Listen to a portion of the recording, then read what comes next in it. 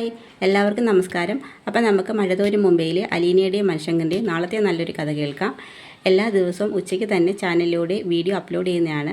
എൻ്റെ ചാനൽ ആദ്യമായി കാണുന്നവരാണെങ്കിൽ ഒന്ന് സബ്സ്ക്രൈബ് ചെയ്യണേ.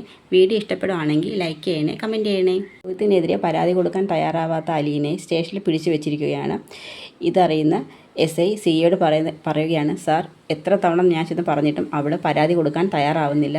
ഒരു കാര്യം ചെയ്യാം, എത്ര വൈകിയാലും പരാതി എഴുതി അതിൽ ഒപ്പിട്ടതിന് ശേഷം മാത്രം അവളെ സ്റ്റേഷനിൽ നിന്ന് പറഞ്ഞയച്ചാൽ മതി. അതുവരെ അവളവിടെ ഇരിക്കട്ടെന്ന് പറഞ്ഞ് CI അങ്ങ് പോവുകയാണ്. സന്ധ്യ അതിന് ശേഷം CI മദ്യപിച്ച് ക്വാർട്ടേഴ്സിൽ നിന്ന് ഇറങ്ങി സ്റ്റേഷനിലോട്ട് വരികയാണ് അലീനെ ചോദ്യം ചെയ്യാനായിട്ട്. അങ്ങനെ വനിതാ പോലീസിനെ കാണുന്ന CI പറയും, അവളെ മേലിലോട്ട് കൊണ്ടുപോവാ, എനിക്ക് അവളെ ചോദ്യം ചെയ്യണമെന്ന് പറയും. അങ്ങനെ CI ഓഫീസിലോട്ട് ചെല്ലുന്നുണ്ട്. ആ സമയത്ത് അലീനയെ വനിതാ കോൺസ്റ്റബിൾ കീർത്തി CI ഓഫീസിലോട്ട് കൊണ്ടുപോവുകയാണ്.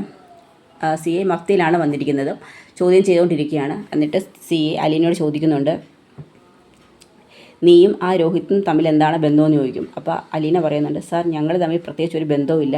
പിന്നെ നിന്നെ അവൻ മയക്കുമരുന്ന് കലർത്തിയ ജ്യൂസ് കുടിപ്പിച്ച് നിന്നെ റേപ്പ് ചെയ്യാൻ ശ്രമിച്ചു. എന്നിട്ട് നീ എന്താ പരാതി കൊടുക്കാമെന്ന് ചോദിക്കും. സാർ ഇത് മാസങ്ങൾക്ക് മുമ്പ് നടന്നൊരു സംഭവമാണ്, എനിക്കതിൽ പരാതി ഇല്ലെന്ന് പറഞ്ഞു. പിന്നെ എന്തിനാണ് എന്നെ നിർബന്ധിക്കുന്നത് പരാതി തരാമെന്ന് പറയും. ഇതാകുമ്പോഴത്തേക്ക് CIക്ക് നല്ല ദേഷ്യം വരും. CI കൈയിരിക്കുന്ന ലാത്തി കൊണ്ട് അലീനയുടെ താടിയിൽ ഇങ്ങനെ കുത്തി നിർത്തുകയാണ്. അതിനുശേഷം ആ ലാത്തി എടുക്കുന്നു. അതിനുശേഷം ഈ അലീനയുടെ നെറ്റിയിലൂടെയും മൂക്കിലൂടെയും കഴുത്തിലൂടെയൊക്കെ ലാത്തി ഇങ്ങനെ ഉരസുകയാണ്. അതിനുശേഷം അലീനടുത്ത് പിന്നെയും ചോദിക്കുന്നുണ്ട്, നീ എന്നോട് സഹകരിക്കണം, സഹകരിച്ച് കഴിഞ്ഞാൽ നീ ഈ പറയുന്ന പരാതിയിൽ നീ ഒപ്പിടണം, എങ്കിൽ മാത്രമേ നിനക്ക് ഇവിടുന്ന് പോകാൻ പറ്റത്തുള്ളൂ എന്ന് പറയുന്നു. അലീന പിന്നെയും അത് തന്നെയാണ് പറയുന്നത്, എനിക്ക് പരാതിയില്ല സാർ, എനിക്കില്ലാത്ത പരാതിയിൽ ഞാൻ ഒപ്പിടത്തില്ല എന്ന് തന്നെ അലീന കർശനമായിട്ട് പറയുന്നുണ്ട്. പിന്നെയും CIക്ക് നല്ല രീതിയിൽ ദേഷ്യം വരികയാണ്. ആ സമയത്ത് തന്നെ അലീനയെ രക്ഷിക്കാൻ വേണ്ടി മാമച്ചനും ജോബിച്ചനും രേവതിക്കുട്ടിയും കൂടി മീരയുടെ അച്ഛനെ കാണാനായിട്ട് DYSP ഓഫീസിലോട്ട് വരികയാണ്. അവിടുന്ന് നല്ല സ്പീഡിൽ തന്നെയാണ് വണ്ടി ഓടിച്ച് രാത്രി തന്നെ അവർ DYSP ഓഫീസിലോട്ട് വരുന്നുണ്ട്. ജോബിച്ചൻ പറയുന്നുണ്ട്, പപ്പ കൂടുതലും രാത്രി സമയങ്ങളിൽ ഓഫീസിൽ കാണും, നമുക്ക് ഇവിടുന്ന് കയറി അന്വേഷിച്ചിട്ട് പോകാമെന്ന് പറഞ്ഞ് ഇവരെല്ലാവരും കൂടി DYSP ഓഫീസിലോട്ട് ചെല്ലുമ്പോൾ അവിടെ മധുസൂദനൻ നായർ ഇരിപ്പുണ്ട്. അങ്ങനെ ജോബിച്ചനെ കാണുന്ന DYSP പറയും, ഇതാര് ജോബിച്ചനോ, വാ എന്ന് പറഞ്ഞുകൊണ്ട് ഇരിക്കാൻ പറയും. അങ്ങനെ അവരൊക്കെ ആരാന്ന് ചോദിക്കുന്നുണ്ട്. അങ്ങനെ മാമച്ചനെങ്കിലിനെയും രേവതിക്കുട്ടിയെയും ജോബിച്ചൻ പപ്പായ്ക്ക് പരിചയപ്പെടുത്തി കൊടുക്കുന്നുണ്ട്. അങ്ങനെ അവർ വന്ന കാര്യങ്ങളെല്ലാം DYSPയോട് പറയുന്നുണ്ട്. അതിനുശേഷം ജോബിച്ചൻ പറയുന്നു, ഡാഡി ആ കുട്ടി ഇന്നസെൻ്റാണ്, ഒരു തെറ്റും ചെയ്തിട്ടില്ല. അത് മോനെ അവൾ തെറ്റുകാരിയല്ലെന്നുണ്ടെങ്കിൽ അവളെ ചോദ്യം ചെയ്യാൻ വേണ്ടി മാത്രമായിരിക്കും പോലീസ് വിളിപ്പിച്ചത്. അതിനുശേഷം ആ കുട്ടിയെ വിട്ട് കാണുമെന്ന് പറയും. അപ്പോൾ മാമച്ചനങ്ങൾ പറയുന്നു, സ്വയം പരിചയപ്പെടുത്തുന്നുണ്ട്, സാർ ഞാൻ ദീർഘകാലം മിലിറ്ററി സർവീസിലായിരുന്നു, മേജറായിട്ടാണ് റിട്ടയർ ചെയ്തത്. ഇങ്ങനെയൊക്കെ പറയുമ്പോൾ തന്നെ DYSPക്ക് മാമച്ചനോട് ഒരു പ്രത്യേക താല്പര്യം തോന്നുന്നുണ്ട്. അങ്ങനെ അവർ പറയുന്നുണ്ട്, സാർ ഇത്രയും സമയമായിട്ടും അവളെ സ്റ്റേഷനിൽ നിന്ന് വിട്ടിട്ടില്ല, ഒരു ചോദ്യം ചെയ്യാനാണെന്നുണ്ടെങ്കിൽ തന്നെ രാവിലെ വിളിച്ചുകൊണ്ട് പോയതാണ്, വൈകുന്നേരത്തിന് മുമ്പെങ്കിലും വീട്ടിലെത്തിക്കാം, നിങ്ങൾ വീട്ടിൽ വിളിച്ച് അന്വേഷിച്ചു അവൾ എത്തിയിട്ടില്ലെന്ന്. അപ്പോൾ ഞങ്ങൾ വീട്ടിൽ വിളിച്ച് ഇപ്പോഴും അന്വേഷിച്ചു, ഇതുവരെ ആ കുട്ടി വീട്ടിലെത്തിയിട്ടില്ല, അവളെ കാണാൻ പോലും CI ആരെ അനുവദിക്കുന്നില്ലെന്ന് പറയും. ഞങ്ങൾക്കൊരു ഡൗട്ടുണ്ട്, അവളെ സ്റ്റേഷനിൽ നിന്ന് വിടുന്നതിന് എന്തെങ്കിലും തടസ്സമുണ്ടോ എന്ന് ചോദിക്കുന്നു മാമച്ചനങ്കിലെ DYSPയോട്. ഇത് കേൾക്കുന്ന DYSP പറയും, എന്ത് തടസ്സം, നിങ്ങൾ എൻ്റെ കൂടെ വരുമെന്ന് പറഞ്ഞുകൊണ്ട് അവരെല്ലാവരും കൂടി നേരെ സ്റ്റേഷനിലോട്ട് വരികയാണ്. പിന്നെയും അലീനയോട് പറയുകയാണ്, ഞങ്ങൾ തയ്യാറാക്കുന്ന കംപ്ലയിൻറ്റിൽ നീ ഒപ്പിട്ടേ മതിയാവൂ, എത്ര വൈകിയാലും അതിനുശേഷം മാത്രമേ നിന്നെ ഈ സ്റ്റേഷനിൽ വിടത്തുള്ളൂ എന്ന് പറയും. അലീന പറയുന്നുണ്ട്, സാർ എന്ത് പറഞ്ഞാലും എനിക്കില്ലാത്ത പരാതിയിൽ ഞാൻ ഒപ്പിടത്തില്ല, എനിക്ക് പരാതിയില്ല എന്ന് തന്നെയാണ് അലീന തീർച്ചപ്പെടുത്തി പറയുന്നത്.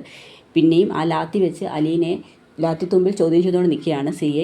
പെട്ടെന്നാണ് DYSP സ്റ്റേഷനിലോട്ട് കടന്നു വരുന്നത്. ആ സമയത്ത് DYSP കാണുന്ന പോലീസുകാരെല്ലാം പെട്ടെന്ന് അറ്റൻഷനിൽ നിന്ന് സല്യൂട്ട് ചെയ്യുകയാണ്.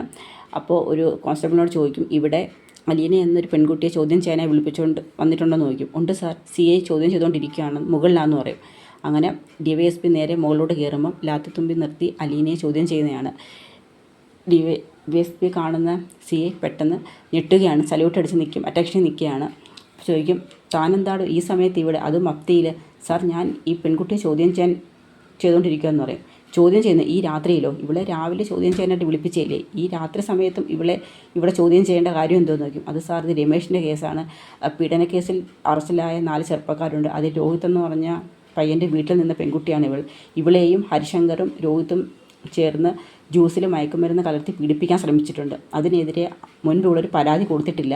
അന്ന് ഞങ്ങൾ അന്വേഷിക്കാൻ ചെന്നപ്പോൾ ഇവള് കത്രിക കൊണ്ട് സ്വയം കുത്തി ആത്മഹത്യയ്ക്ക് ശ്രമിച്ചെന്നാണ് പറഞ്ഞത്. പക്ഷേ അന്വേഷണത്തിൽ നിന്ന് ഞങ്ങൾക്ക് മനസ്സിലായി ഇവളെ അന്ന് റേപ്പ് ചെയ്യാൻ ശ്രമിച്ചിട്ടുണ്ട്. അത് അവന്മാരും പറയുന്നുണ്ട് ഇവളെ അവന്മാർ റേപ്പ് ചെയ്യാൻ ശ്രമിച്ചിട്ടുണ്ടെന്ന്. പക്ഷേ ഇവൾ അതിനെതിരെ കംപ്ലയിൻറ്റ് തരുന്നില്ല. ആ കംപ്ലയിൻറ്റ് ഒരു ഒപ്പിടാൻ വേണ്ടി മാത്രമാണ് ഞങ്ങൾ ഇവളെ ചോദ്യം ചെയ്യുന്നതെന്ന് പറയും. അത് ശരിയാണോ കുട്ടിയെന്ന് ചോദിക്കും. സാർ, അത് മാസങ്ങൾക്ക് മുമ്പ് നടന്നൊരു സംഭവമാണ്. എന്നെ കുടുംബാംഗത്തെ പോലെ കരുതുന്ന ഒരു വീട്ടുകാർ ഇവിടെ ഉണ്ട്. എനിക്ക് അവർക്കെതിരെ ഒരു പരാതി കൊടുക്കാൻ കഴിയില്ലെന്ന് പറയും. എടോ, ആ കുട്ടിക്ക് അതിന് പരാതി ഇല്ലെങ്കിൽ പിന്നെ എന്തിനാണോ നിർബന്ധിച്ച് താൻ പരാതി എഴുതി വിടിപ്പിക്കാൻ ശ്രമിക്കുന്നത്? സ്റ്റേഷനിൽ തന്നിട്ടുള്ള പരാതിയുടെ മേൽ താൻ ആക്ഷൻ എടുക്കാൻ ശ്രമിക്കുക. ഇല്ലാത്തവരുടെ കയ്യിൽ നിന്ന് പരാതി ബലപ്രയോഗം നടത്തി എഴുതി മേടിക്കുകയല്ല വേണ്ടത്. ഈ കുട്ടി ഇപ്പോൾ തനിക്കെതിരെ ഒരു പരാതി കൊടുത്താൽ തൻ്റെ ജോലി വരെ തെറിക്കും. അതറിയാവുമെന്ന് ചോദിക്കും. ഇത് കേൾക്കുന്ന CI പെട്ടെന്ന് പേടിക്കുകയാണ്. കുട്ടി വിഷമിക്കേണ്ട, ഇപ്പോൾ ഈ കുട്ടി റിലീസ് ചെയ്യണമെന്ന് CIയോട് പറയും. അപ്പോഴത്തേക്ക് CI അനങ്ങത്തില്ല. അതിനുശേഷം സാർ, എനിക്കൊരു സംശയമുണ്ട്. എന്താ കുട്ടി, ചോദിച്ചോളൂ എന്ന് പറയും. അത് സാർ, ഈ ലാത്തി പെൺകുട്ടികളുടെ നെഞ്ചത്ത് കുത്തി നിർത്താൻ വേണ്ടി ഉള്ളതാണോ എന്ന് ചോദിക്കും. ഇത് കേൾക്കുന്ന DYSPക്ക് ദേഷ്യം കൊണ്ട് CI നോക്കുകയാണ്. DYSPയുടെ നോട്ടം കാണുന്ന CI തലകുനിച്ച് നിൽക്കുകയാണ്. കാരണം അലീന കുറച്ച് മണിക്കൂർ പോലും അവിടെ നിന്ന് അനുഭവിച്ചു. അലീന DYSPയോട് പറയുകയാണ്, സാർ, ഞാൻ 8 മണിക്കൂർ കൊണ്ട് ഞാൻ ഈ സ്റ്റേഷനിൽ നിൽക്കുകയാണ്, കുടിക്കാൻ ഒരു തുള്ളി വെള്ളം പോലും തരാതെ.